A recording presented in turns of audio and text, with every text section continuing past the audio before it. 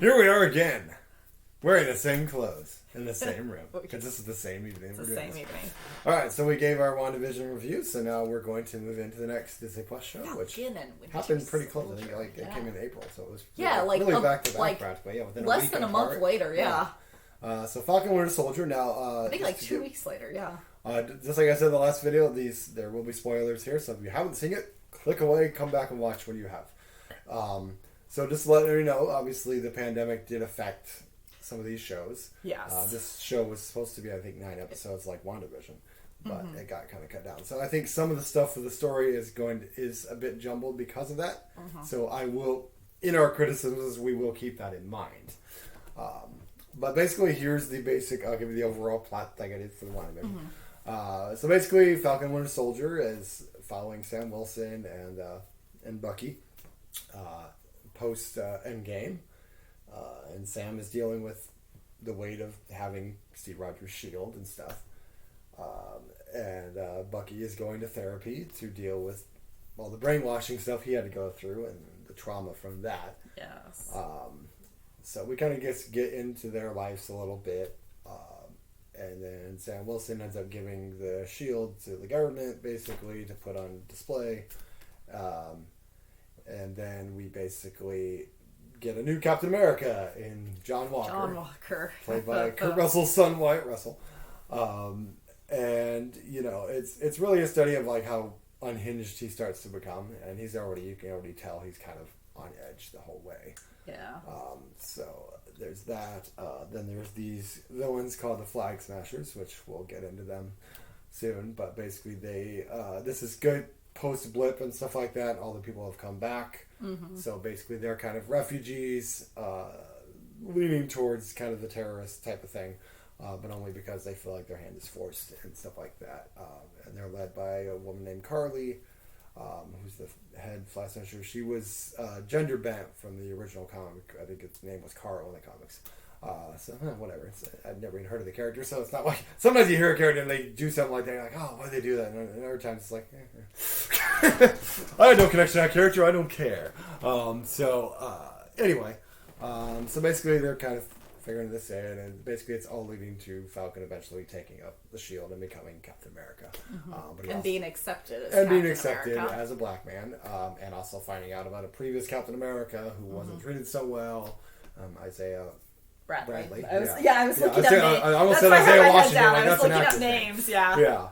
And then we also have, John Walker takes a super soldier serum, and that, makes him go crazy. And then, and then there's sets him up to be U.S. agent. Yeah. And then there's Baron Zemo, who's the return of Baron Zemo, and does a little funny dance too. Oh my gosh, they got memed to death. And then they released all the dance things he did, which is pretty funny. And he's fun. Sharon Carter's also back. We'll get into that too. So that's the main, I guess, plot point. Yeah, that's pretty much the plot. It's very much, not very much, but it's kind of in the vein of Captain America: The Winter Soldier, where it's kind of like an espionage conspiracy theory action miniseries with a lot of race conflict as well. Exactly. That in our Black Lives Matter world hits really hard. Very true. As it needs to. So, where did you want to start on this? Wherever you want to start. You can start with your positives, and then we can go on the negatives. All right. So, Anthony Mackie and Sebastian Stan have great chemistry together. Absolutely. They always have.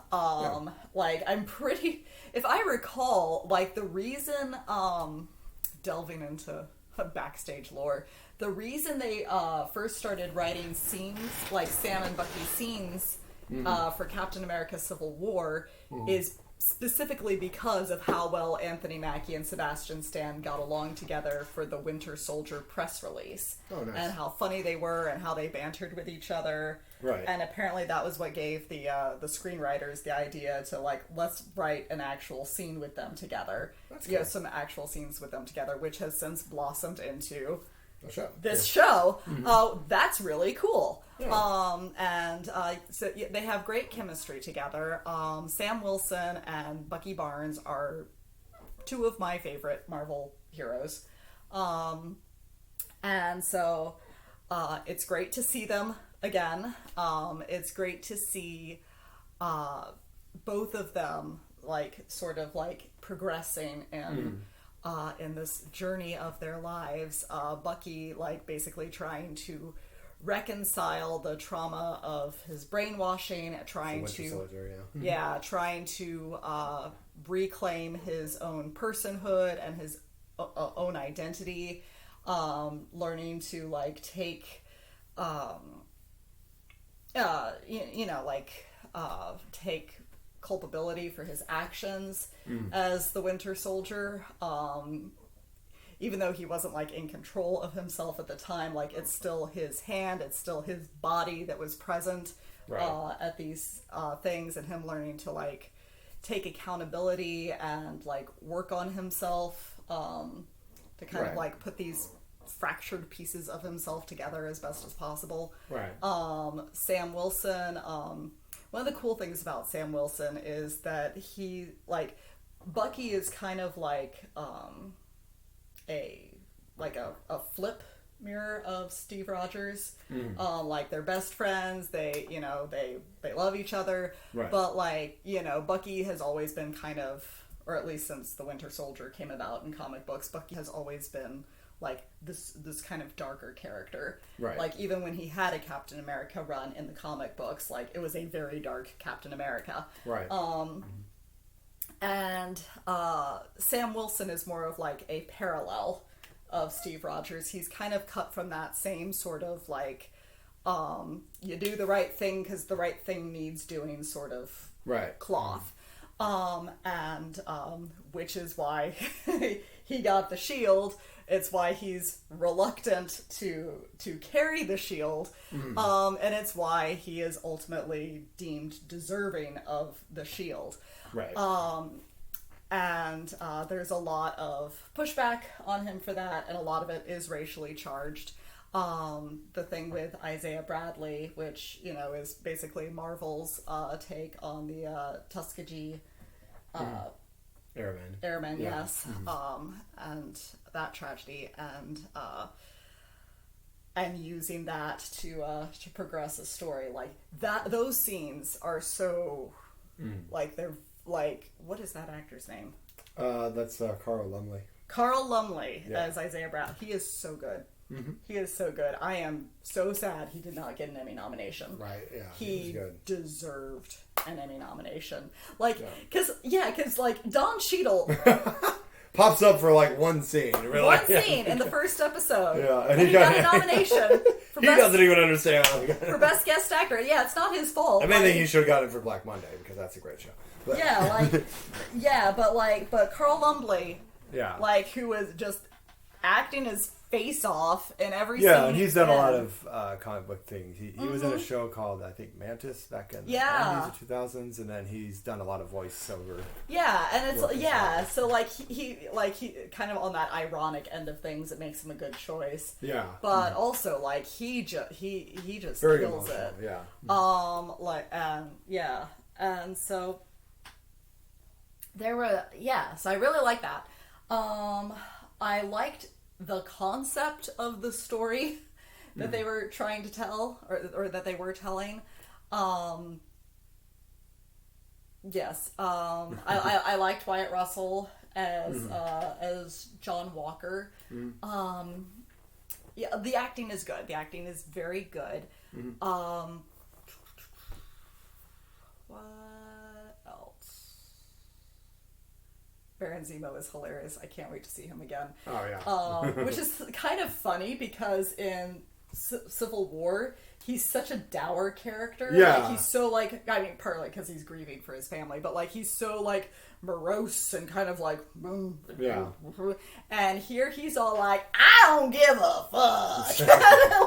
And it makes him immensely more interesting, and kudos to Daniel Bruhl in that role. He was that was cool.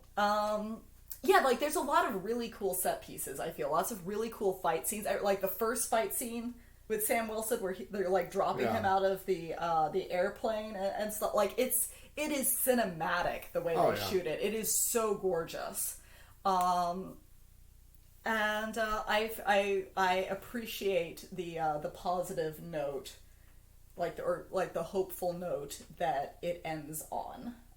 It was something that I feel is like. There will be some debate about how well it's written and how well it's handled, and I think that's definitely a conversation you can have, that you should have. But I feel like the spirit of what they were trying to say with the ending is one that should be heard in the time we're living in right now.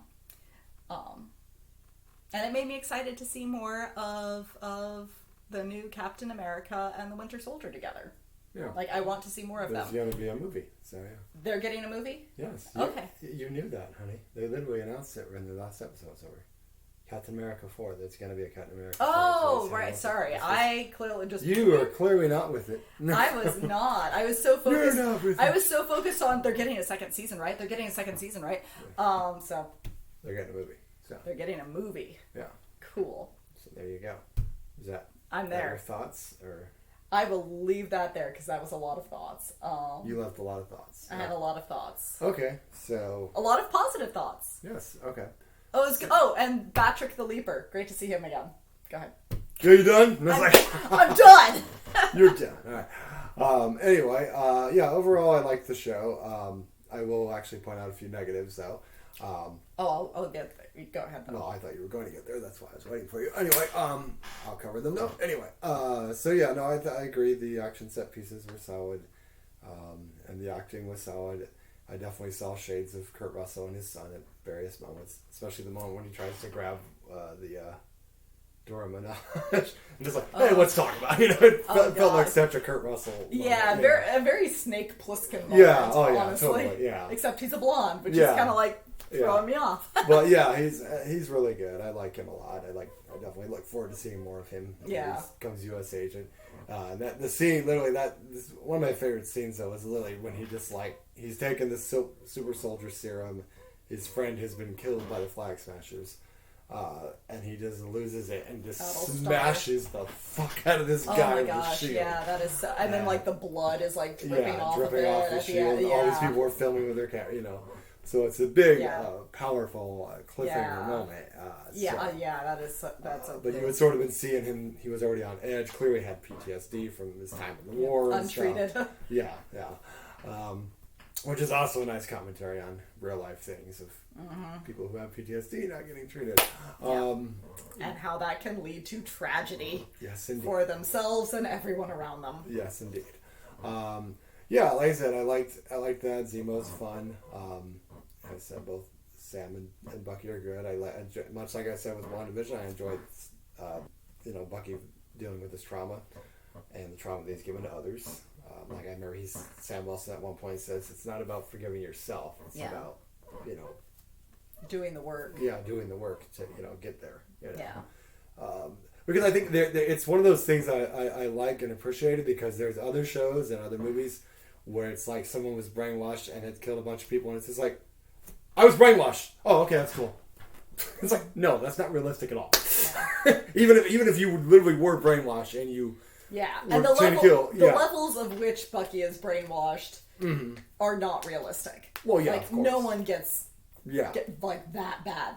That's not realistic. It's comic book, so that's what. But at the same time, dealing with, but I'm just saying that there's things that where they've done these things where someone's brainwashed and then there is instantly oh, sorry, I killed your family and stuff, but it's cool, right? I was brainwashed. Yeah, that's not how that would go. Yeah, and you might be sympathetic to what they went through, but you're not just gonna be like, oh, that's cool. My family wasn't that important. And it haunts him. Yeah, and it does. Yeah, and that's important. And part of that do the work thing is part of the whole do the work thing is learning to be better and learning to actually improve yourself as a person. Rather than wallowing in self-pity and your past bad actions. And I would agree with you on the Carl Lumley thing. I thought those scenes were very powerful, the ones he was in. Especially that last scene when they take him and he's got a display at the Captain America Museum thing. Mm-hmm. They put him in the... Yes, that was so cool. Yeah, that was... I got teary-eyed during that. It was emotional. So yeah, that's most of the good stuff. I feel like they have a good way of getting Sam Wilson to be Captain America. And Julia Louis-Dreyfus shows up too.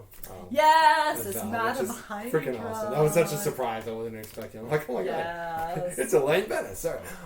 And she's evil. Yeah. And she's powerful. Right? Yeah. So that was the major good things. Now we're gonna get to some of the negatives. Yes. And unfortunately, unlike WandaVision, where there were just a few small, this one had some problems. Yeah. Now, as I said before, with the COVID thing, some stuff got shortened. You've originally 9 episodes, and it's 6. Yeah, so they had to cram a lot in and change some things. Yeah, a lot got cut. That said, it shows. That said, though, here are the problems. Yes. Number 1, the Flag Smashers. Let me just say, oh my God, did I not give 2 shits about them? I'm sorry. The lead actress, nothing against her. I'm sure No. I'm not blaming the actress. I'm just saying I didn't give 2 shits about their characters. Yes. I didn't feel like... I know they're supposed to be like refugees and we're supposed to film, but the problem is they blew up these people. So once you've done that, blowing up my sympathy people. for you is not going to be there. Yeah. Secondly, we didn't, because of the shortened season, there's this point where they're having this funeral for this woman. We've never met this woman. We have no idea what this connection is to this woman. And we're supposed to feel sorry. I'm you lost your friend, but... A third of the episode is devoted to Carly Morgenthau, mourning this, dead... who cares? Who wants this woman? We know nothing about this woman. Get back to Sam There hasn't Bucky been any introduction. already. There hasn't been any backstory. We have no basic backstory on this character. Yeah. And it's just kind of it was just like, are we going to get the real villain soon? Or and they teased this whole power broker thing, which I'll get to that. Yeah, So it was just kind of, and then, at the end, of course, they go out and they feel like placeholder villains. They were. And it's it's on to episode 3 or so where you're like, oh no. Oh, we're with this these, is actually our We're villain. with these guys for the long haul. Yeah. Oh, and it was just, God.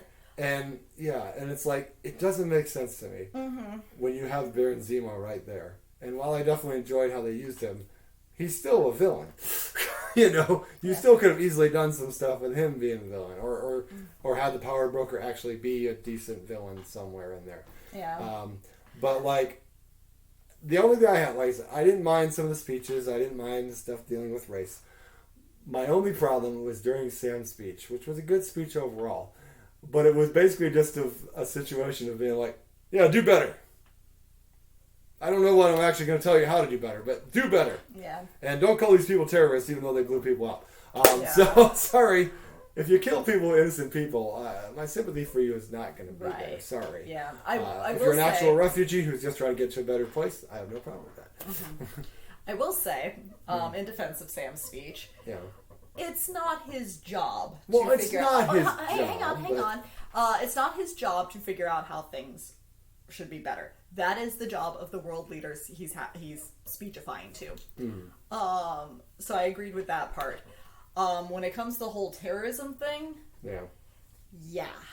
Because the thing, what gets me, of all the characters in this show that were harmed by the truncated running time of the show, I think Carly was hurt the worst. Oh, absolutely. This is our first time, and that's the thing too. It's the whole idea of the Flag Smashers being displaced refugees who have they have nowhere to go now that the people who got blipped away have been returned. And there's this whole idea of all what do you do if the house you've been living in for the past 5 years is suddenly occupied again? Right. The blip and all that. Yeah, exactly. So it's all it shouldn't be hard to sympathize with them or understand their plight. Yeah. And yet somehow it is. Right. The way they handle the characters.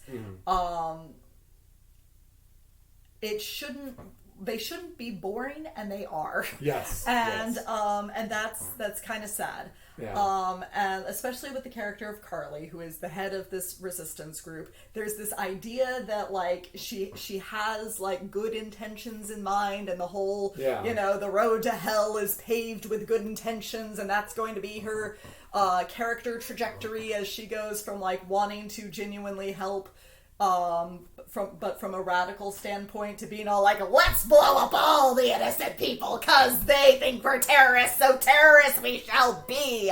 Right. It's a leap. Yeah. And it does not do her character any favors because we don't really know her. Yeah. We don't know any, like, they talk about how she wanted to be a teacher or something before the blip, but like, there's this idea that like, if we have enough talking head segments between the Flag Smashers, that's going to help us get to know them as people and as characters, and it doesn't work. Yeah. Show don't tell. What would have really benefited her, and I think we talked about this before, is like if we actually got a flashback to what Carly's life was like before the blip, and how it changed during the blip. Like see her like, thrown into this this horrible like apocalyptic world and losing her parents and like her whole life turned upside down, and what is actually driving her to make these very extreme decisions, as opposed to just being all like, well, people need help, so I'm going to help them in the most destructive way possible. Like it doesn't help you click with the character. Right. Sorry, I had. Yeah, you just know how to rant, don't you? I'm sorry. We're not going to ramble on these videos. I'm sorry. I have thoughts. Well, it has been a few months. Anyway, back to me. Back to you. So, in addition to that, the only other criticisms I have is there's a big fight between U.S. Agent, or John Walker, who becomes U.S. Agent, and Bucky and Sam, which is a great fight scene. But we're seeing kind of like, his PTSD and the super soldier serum and some of that. But then, like, by the next episode, he's kind of helping them. And it's not like they're buddies now, but he kind of just, like, plays it like, oh, we're cool now, right? So it's like, that's another thing about, like, because being trinicated, there wasn't a chance for him to kind of to redeem himself a bit, you know. And there's... it definitely hurts his character. There was one line where Carly's like, his life didn't matter or something like that. She's saying that about Battlestar, his friend. Who was a black man. Who happened to be black, So, I mean, that line was like, I get it, guys, but that wasn't subtle at all. And then he's all like, who are you to say his life didn't matter? And it's all like... Yeah, you actually wrote that line. Anyway, so the other issue, which I think Anna will agree with me on. This is a big one. Sharon Carter. Yeah. Is the power broker this whole time. So, let me just say real quick. What the fuck? Let me say this. I know a lot of people liked the scene in Endgame where Steve goes back and this is Peggy and all that. I thought it was a cop-out because he had finally, like, she had passed in real life in his time, gone to her funeral and all that stuff. He had developed the thing with Sharon Carter, and then he's just going to be like, well, okay, I'm just going to stay here, guys. Yeah. It's like, it just, like, totally took his character arc and growth.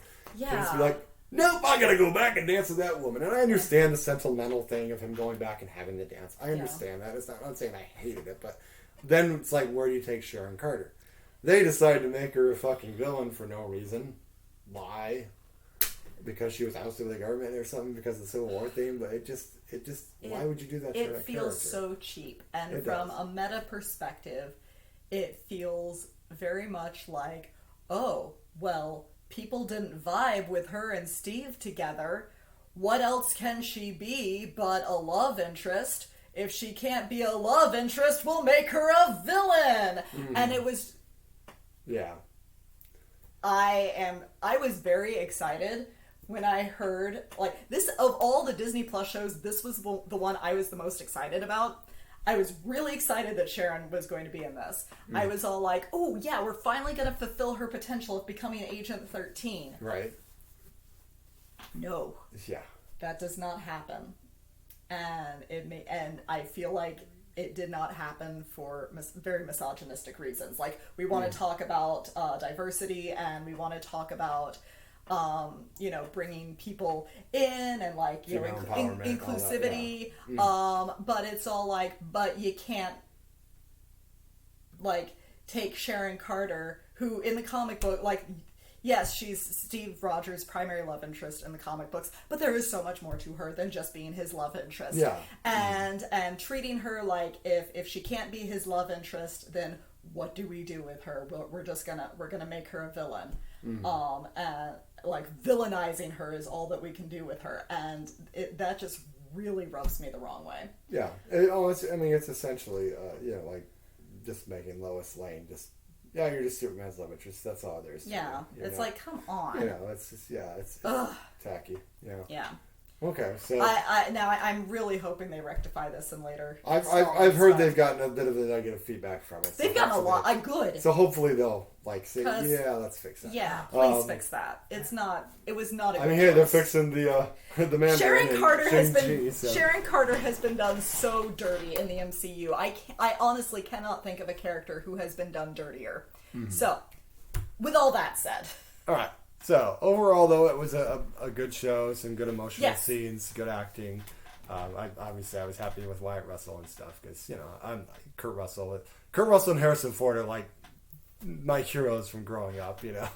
So, it's like, and then Wyatt Russell being his son and all that, and being Goldie Hawn's son, it's like, it's really cool, to see him. So, it's one of those things where I don't see Kurt Russell in tons of movies anymore, because he's getting older and stuff, but, like, it's nice to see his son kind of continue the legacy and being a decent actor himself. Yeah. I definitely overall I enjoyed it. I'm going to go with a B on this one, just because of the Sharon Carter thing and the Flag Smasher thing. Those are the two main negatives for me. Yeah, I would say B is also B. B as in boy, not D. Yeah, B. Dog. Yeah. Like I said, it wasn't awful. Yeah, it was definitely there's places to go, but I feel like if it were not for the strength of the lead actors, and the fact that they against all odds, they actually managed to like bring the thing home in the last 2 episodes. Like, the last 2 episodes are really, really strong. They do manage to end things on a high note. If it were not for those factors, it would have been a much lower score. But certainly, as is, and especially and giving them some grace for the circumstances under which it was shot. B, I think, is fair. Where it belongs. So that wraps up our Falcon and Winter Soldier 1. So we'll be back with our Loki and Black Widow reviews. Thanks, guys. Thank you.